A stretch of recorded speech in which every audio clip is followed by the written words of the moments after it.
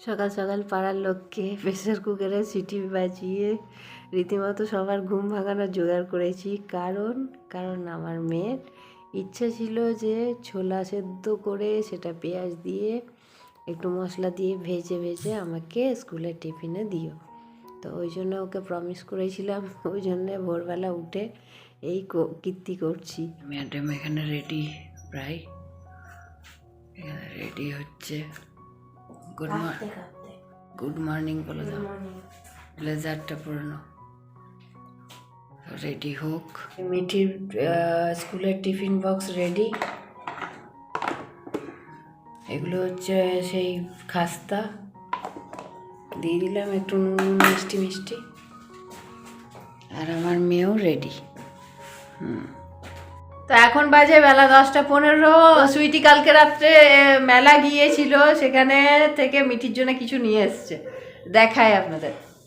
এই যে একটা খুব সুন্দর কুশন, হ্যাঁ একদম চুমু খাওয়া কুশন। আর আমার জন্যে ক্লিপ, মিঠির জন্যে ক্লিপ, গার্ডার, সাথে এই যে স্টিকারগুলো, রেডিয়াম স্টিকারগুলো। আর এই হচ্ছে ক্লিপ মিঠির জন্যে, পাঁপড় বাবা ওই মেয়ে এই জন্যে নিয়ে এসছে এগুলো সব। কত কি কিনে নিয়ে এসছে, পাকা বুড়ি হয়ে গেছে। এগুলো এই কুশনগুলো খুব ভালো লাগে, মানে এত কিউট লাগে একদম। আর আপনারা আমাকে এত সাপোর্ট করার জন্য সবাইকে একটা কিসি। তো আমি সুইটি দুজনে মিলে ব্রেকফাস্ট করি, ব্রেকফাস্ট করে তারপর ও চলে যাবে, কারণ ওর নাচের ক্লাস আছে, ও ডান্স শেখায় যেহেতু। হ্যাঁ, ও অলরেডি ডান্স টিচার হয়ে গেছে, তো ও ওই জন্য থাকবে না। আমি বলছিলাম যে থাক, নাহলে মিঠি তো স্কুল থেকে এসে ঝামেলা পাকাবে। তো যাই হোক, ওকে বোঝাতে হবে যে দিদি এখন যেহেতু টিচার হয়ে গেছে, দিদির তো এখন সময়ের অভাব। তো আপাতত ব্রেকফাস্টটা করে নিই। এই যে আমার সুইটি এবার বাড়ি যাবে। ভালো লাগছে না, তবু কি করব, একা থাকি তো, ও এলেও খুব ভালো লাগে। তো এসে সারপ্রাইজ দেওয়া ওর এই বছরের শুরুতে হলো শুরু। দেওয়ার কথা ছিল 1 তারিখে, ওর সারপ্রাইজ দেওয়াটা সেটা পেন্ডিং ছিল, হঠাৎ করে কালকে রাত্রে এসে সারপ্রাইজ করে দেয়।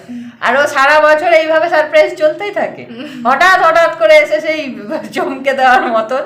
তো যাই হোক, ও এখন বাড়ি যাচ্ছে, বাড়ি যাক, আবার আসবে, তখন আবার ব্লগে ওকে দেখাবো। তো ওর ডান্সের ক্লাস আছে যখন, এরপর আমি যাব, সুইটি বেরিয়ে যাওয়ার পর যাব একটু হাটে, সবজিপত্র সমস্ত কিছু নিয়ে আসবো। তারপর রান্না বান্না তো ঘরের আছেই। এখন সুইটিকে টাটা করি, টাটা বাই বাই টাটা। এখন বাজে 12:30, আমি হাট থেকে এলাম, কারণ অনেকটাই লেট হয়ে গেল, এত ধীরে ধীরে করছি এখন। তো এবার এগুলো গোছ করাটাও হচ্ছে একটা ম্যাটার।